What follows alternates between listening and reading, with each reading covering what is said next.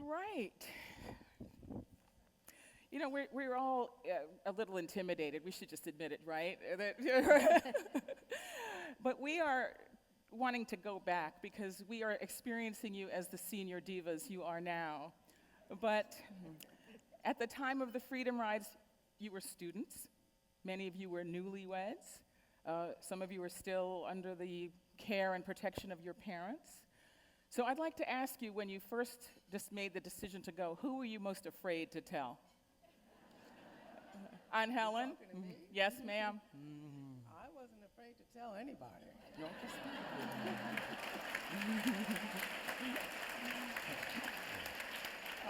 However,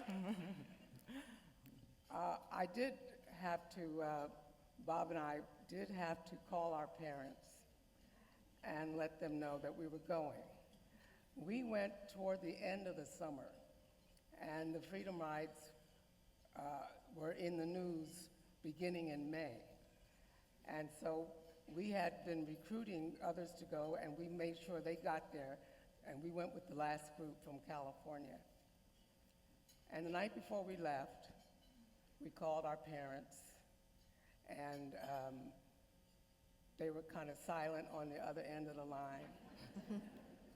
And I didn't find out till later what my father said after I hung up. And I'm not going to say it.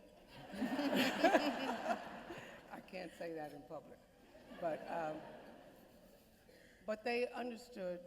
My mother wondered why I was going. And my mother is from Virginia. And we had been down to Virginia many times in my childhood to visit my mother's mother, who lived in Virginia. We were coming from Philadelphia, and I was one of 8 children, the third. And just as often as not, when we traveled there, my mother was pregnant with the next one. And I had experienced so much of what was going on in the South. Every time we went there, I could feel the tension in the car. As my father drove out, once we left Washington, D.C. and headed into Virginia, the tension in the car was so strong that I wondered what was going to happen next. My mother had usually been up all night the night before, cooking and preparing meals so that we could get through a 14-hour drive. We didn't have interstate highways back then.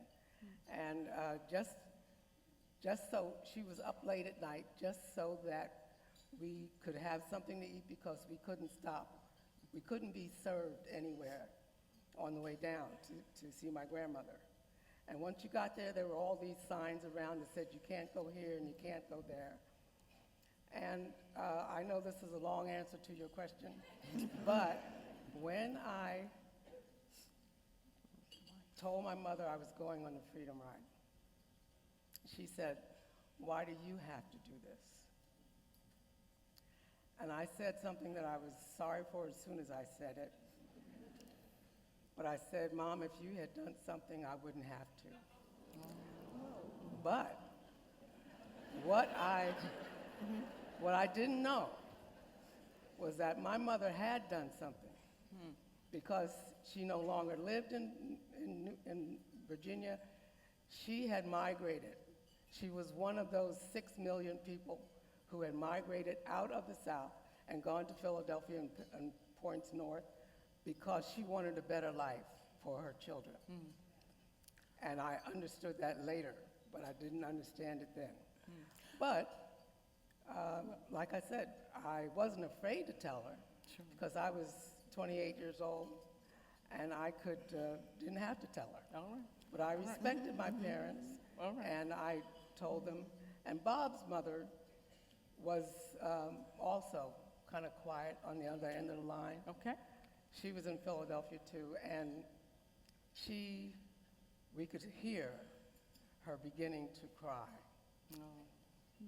And it was because all the time that Bob had been growing up, she would never take him back to South Carolina, where she was from, because she didn't want him to end up, we didn't know it at the time, but he could have ended up like Emmett Till, because he was a very precocious young man.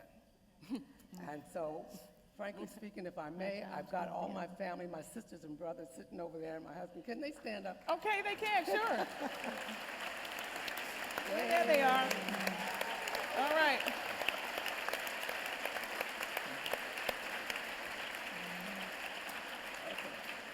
All right. We got to give all our divas a chance to.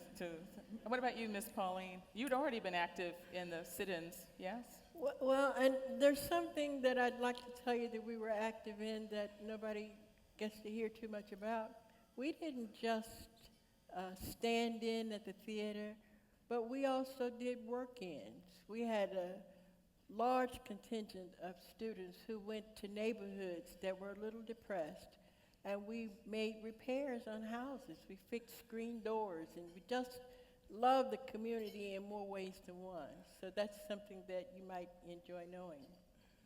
But when I was a Freedom Rider, I heard a very distinctive voice telling me what to take, what to put in a suitcase. I followed everything I heard. I did all of that. I didn't discuss the Freedom Rides with my parents. They knew that I was involved in Nashville. I did not sit in, but I stood in and worked in. And I participated in secretarial duties in an office that the students used. And I went to all of the mass meetings. I spoke often at mass meetings, how we feel and what we thought we ought to be doing. And my parents really wanted us to get through our exams. And they talked about it. We didn't dispute anything parents said at that time. You could have your opinions, but if they said it, it was law. My daddy told one of my brothers, if your mama says the sky is purple polka dot, so-and-so, it is purple polka dot. So we didn't make any fussing at our house. No. But I heard this voice telling me what to put in the suitcase. I was supposed to use a dress that wouldn't show dirt. And we all had these really nice shirtwaist dresses, and it seemed like my dress had a European scene on it. And some of the girls wore plaid dresses, but I was diligently listening to what I was supposed to do, so I got everything done. I still didn't tell anybody anything. Got finished with my exams, and on the morning that I was going on the Freedom Rides, I went into my daddy and one of my brothers had already left for work in the early morning, and I went into the room where everybody was having breakfast, and it was like being in the Twilight Zone. Nobody paid any attention to me, and I said, I won't be back today. It's a true story. I won't be back. I'm a Freedom Rider, and I'm going to Mississippi. And I'll tell you, my mama really put her foot down. She had a lot to say, but that day, she looked straight ahead. They were acting like they were frozen in the Twilight Zone. Nobody said anything to me. I picked up my things. I walked to the front door and walked out the door, and I found myself immediately at the bus station in line.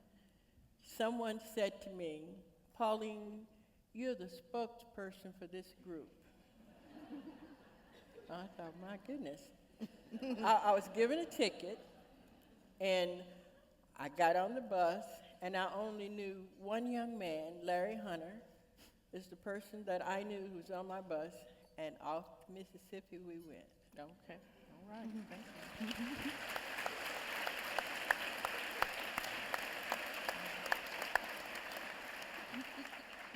Ms. Joan, what was that conversation like in your house? You'd already been participating in sit-ins around this area.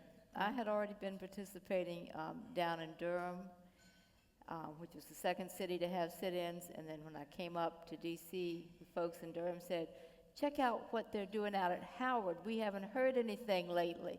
So I had to find out where Howard was. and go from there.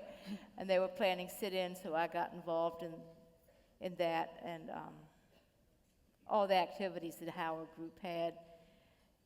When the bus was firebombed in Anniston, one of our group, Hank Thomas, was on it, and it was just the thing to do, like Gandhi, to take his place. So we were right behind you folks in Nashville, Diane, you know, but y'all were closer, so you got down there first. But I got a call from the basement of the church in Montgomery when it was surrounded, and they thought it would be burned, saying, we're trapped in the church, send more riders.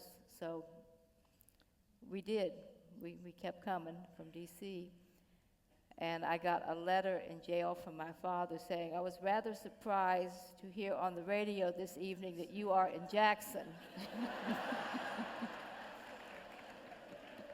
But where else would I be, you know?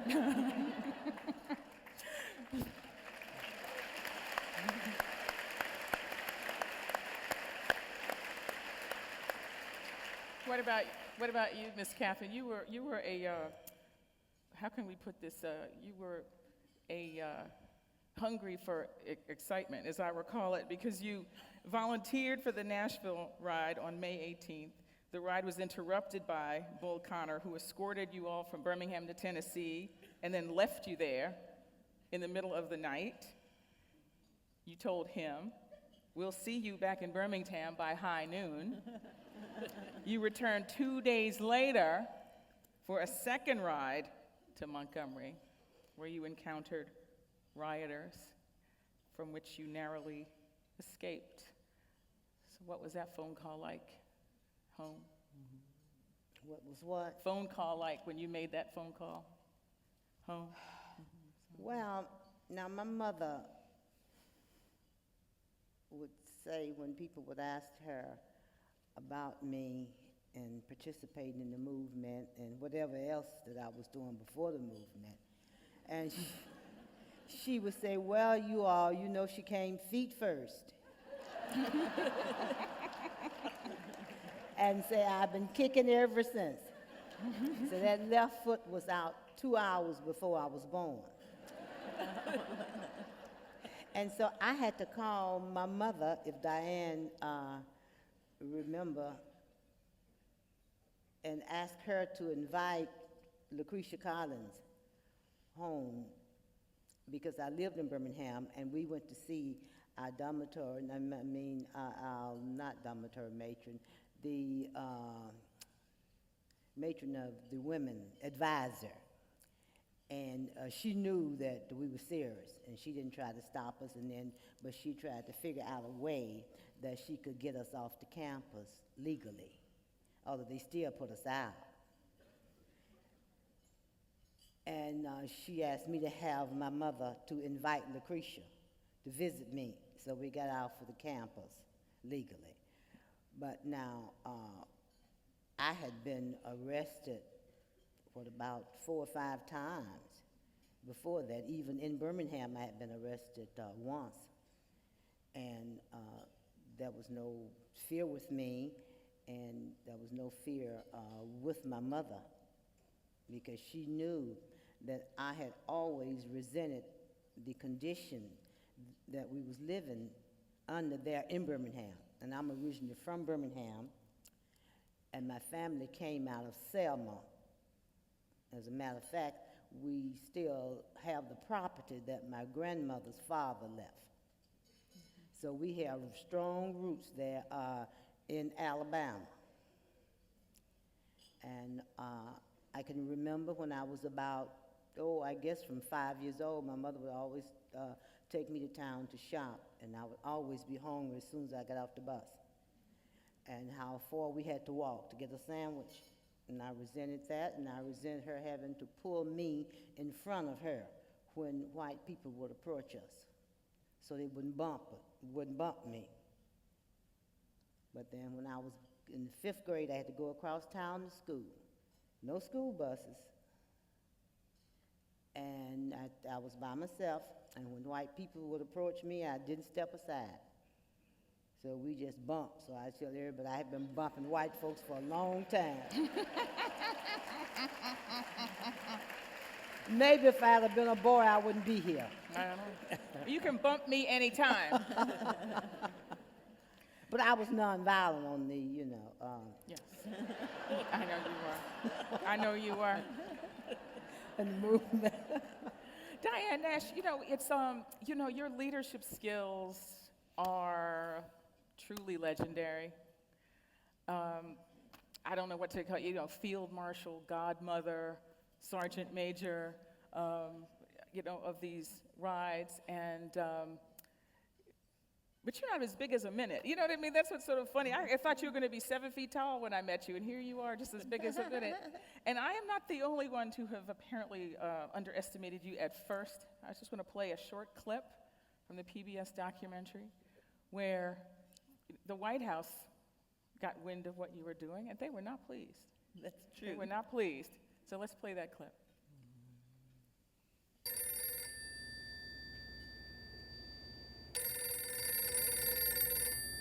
My phone, the hotel room rings, and it's the Attorney General. And he opens the conversation. Who the hell is Diane Nash? Call her and let her know what is waiting for the Freedom Riders. So I called her. I said, I understand that there are more Freedom Riders coming down from Nashville. You must stop them if you can. Her response was, they're not going to turn back. They're on the way to Birmingham, and they'll be there shortly.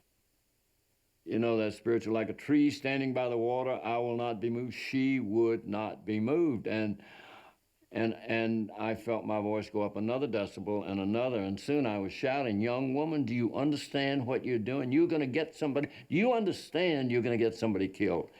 And there's a pause,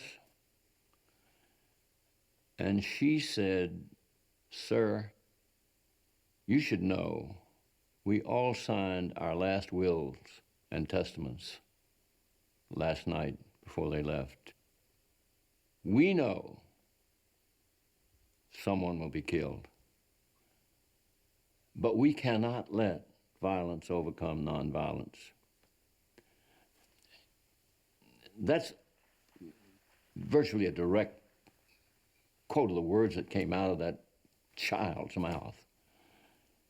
Here I am, an official of the United States government representing the President and Attorney General, talking to a student at Fisk University. And she, in a very quiet but strong way, gave me a lecture.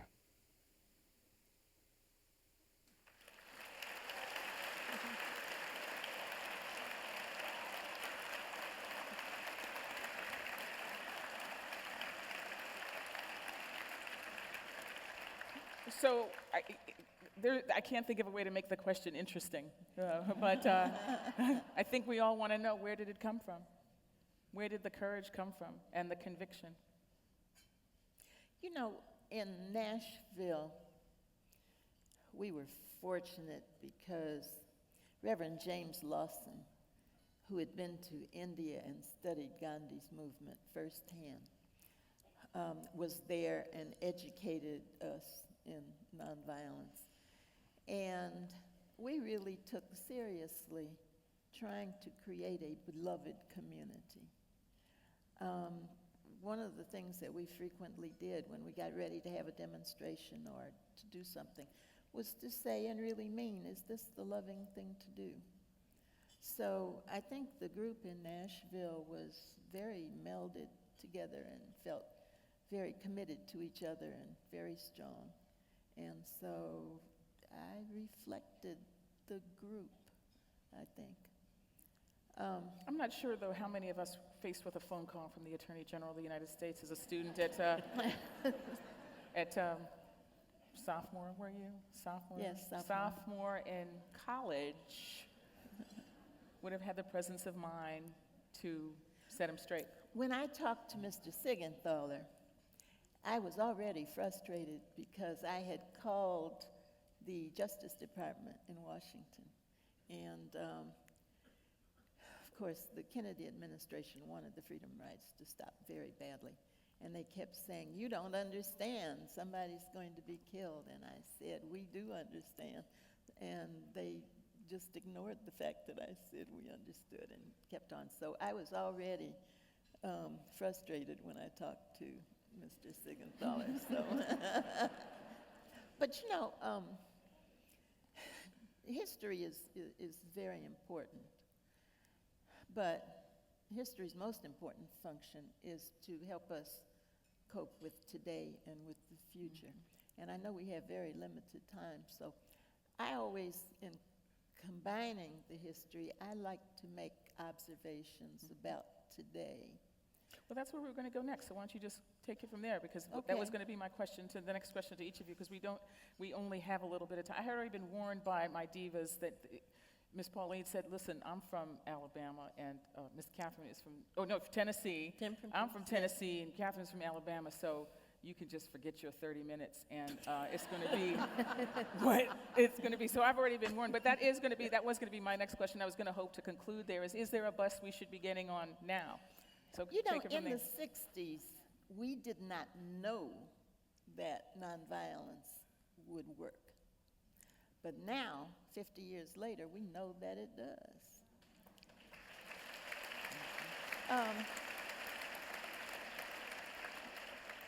I have noticed that it seems as though people expect only blacks and protesters to be nonviolent. I think it's time that we ask governments to raise the bar, and Very we good. start expecting more of governments, and I know it can't be done instantly, but at least gradually, I would like to see governments learn about nonviolence and use it. We just put a statue of Martin Luther King on the mall. And yes, the man of peace. And we proceed to do precisely what Martin was diametrically opposed to in terms of our military and wars. And I've heard wonderful words about nonviolence and how wonderful the Freedom Riders were and how wonderful Martin King was. But I would like for the people who praise nonviolence to try to start using it. Okay. In fact, it tends to demean, in my opinion, us when you say, well, nonviolence was okay for your cause, but for other causes, they're more important, and we have to use military, and we have to use violence. All the people in the world are our brothers and sisters. I'm disturbed that we count how many American lives are lost in these military ventures, and we don't even count how many lives are lost from the other countries. Every human life is valuable and important. Okay. So I would like for people to, if you're not going to use nonviolence, stop praising it. Just be quiet. Okay. All right. We have a couple of minutes left, and I sure would love to hear from each of you, if I may, if I could have a word from each of you about what would you like? What would you like? Is there a bus that we should be getting on now, Miss Catherine, or is there, what would you like to leave us with? You should be going into the schools. What would we like now? You should be going into the What schools things now. would we like to see now? Just look around you. Whatever you see that you don't think is going in the right direction, and then try and turn it in the right direction. But now, I've been retired for about, 13, 14 years. And I was substitute teaching up until last year when Arthur got me, Arthritis. And I called all the little school children my little darlings. And I don't have to learn any names. So some of them, some are my little confused darlings, but they're mine. And that's the way we have to look at it. So if you have some time, because they need you, and they know if you have a feeling for them. And I had no real problem with them. Sometimes I have to get in my military stand. But that's where, if you can't think of somewhere you need to go, or you need to send someone. Okay, all right. Okay. Ms. Joan, what about you? I See, think- you're not active at all, so I just, you're kind of not. I think we need a whole fleet of buses, and we can each pick which one we want to get on. I see one that has to do with religious intolerance. That's a big issue we have. Education, like you say, gender equality, gender orientation, equality. Take your pick. Immigrants. A single person that came to this country short of the Native Americans who came because things were so great back home.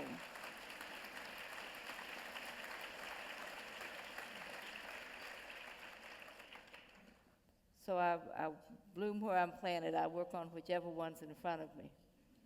All right. What about you, Miss Pauline? What's your bus?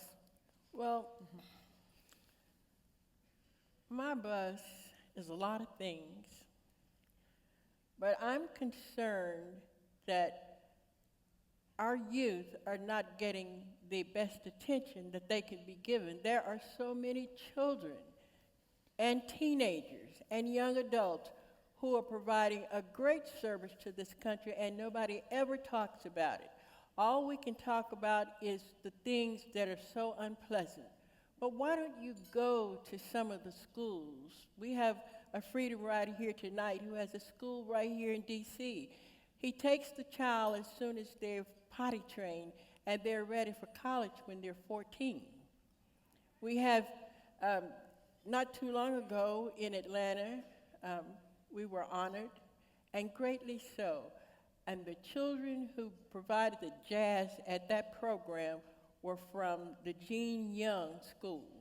That's the wife of Ambassador Andrew Young, the late wife. But there's so many good things going on that we never hear about, and we ought to demand that more of that is seen. There are so many children who deserve better attention and a better report on the state of their presence than we have right now. So I'm on that bus to see that. I want to see more of that, and I want us to encourage them. If we're going to be mentors, then you have plenty mentees there waiting for you. So I would like to see us step up to the plate, embrace the world. Our models during the Freedom Rides were Gandhi and Jesus the Christ. I understand that everybody does not have those as their role models, but you ought to know what ours were. You're asking us tonight what we thought, what motivated us. These are the things that motivate us, and I want you to know something else. America was electrified during the 60s and even before then, but the heart of the movement was at church, and we had the most dynamic speakers. One of my favorite sermons from Dr. King is Dives and Lazarus. What happened? And the state of thinking is so important. We may need to change our whole mindset about a whole lot of things. That would help. Sometimes you just can't keep going over and over and over. Something might need to change, and I think that there are people offering change, and we're not listening. So I'm asking everybody to get on the bus to listen, and to get on the bus to embrace your brother. We need to love more. I'm big on love because that's how it's got to end. We got to stop finding fault and find the good in everybody we see. All right.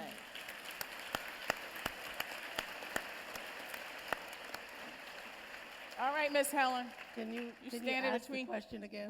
You're standing between dinner, so if you're the last thought. Well, the last thought is there a word of wisdom that you have for us? Because we understand, and we thank you all so much for being here, but we understand that you didn't come here just to be adored. You came here because you had something that you wanted to say and talk about the way your experience informs today. So the question I'm asking each of us is there something today, a bus today, that you think you'd like to see us get on, or a word of wisdom before we go? Well, I can't be so presumptuous as to tell all these people what they should do. Each of us has something that pisses us off. And that's your issue. When you get mad, angry about it, or if it bothers you in any way, that's your issue. That's what you do something about, and we have plenty, as we've all said here.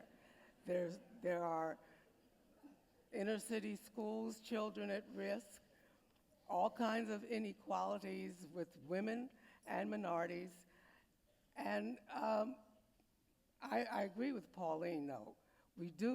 Our children really do need us. But there are even small things, and that's really what I told the students this spring when we went with them and retraced the route of the original Freedom Riders. I just kept saying, where everyone would ask us that question, what should we do today? What can we do today? I just say, get pissed off about something and do something about it. That's it. Helen Singleton, Pauline Knight-Ofosu, Joan Mulholland, Burks-Brooks, Diane Nash, Freedom Riders. Thank you all. Thank you all.